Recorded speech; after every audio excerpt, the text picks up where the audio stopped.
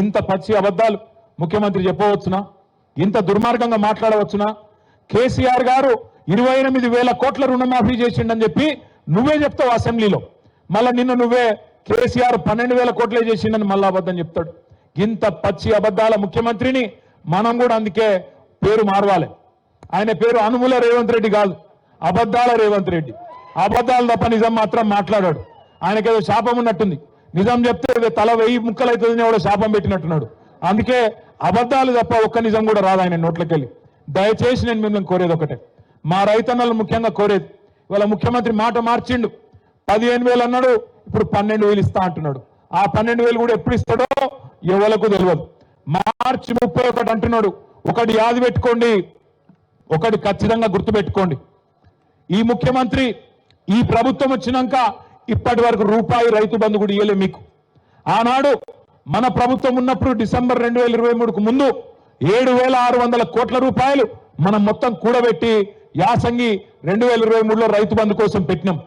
పెడితే ఇదే రేవంత్ రెడ్డి, ఉత్తమ్ కుమార్ రెడ్డి వీళ్ళందరూ ఎలక్షన్ కమిషనర్ దగ్గర పోయి ఉత్తరం ఇచ్చినారు.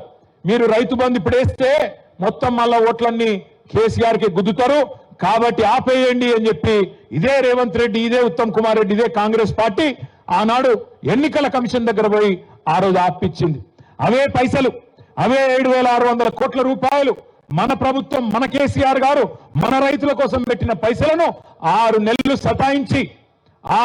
సతాయించి దాదాపు పార్లమెంట్ ఎలక్షన్లప్పుడు ఓట్లప్పుడు మాత్రమే మీకు రైతు బంధు వేసిండు.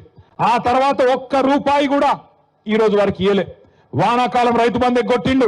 మళ్ళీ ఇప్పుడు యాసంగి రైతు బంధు మళ్ళా డ్రామా చేస్తా ఉన్నాడు. 15,000 కాదు 12,000 అని చెప్తా ఉన్నాడు.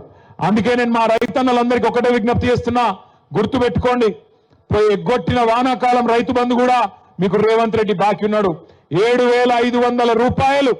అది కూడా మళ్ళా ఈయన చెప్పిన లెక్క ప్రకారం అయితే మరి తప్పకుండా 15,000 రూపాయలు మీకు అక్కడ కూడా బాకీ ఉన్నాడు.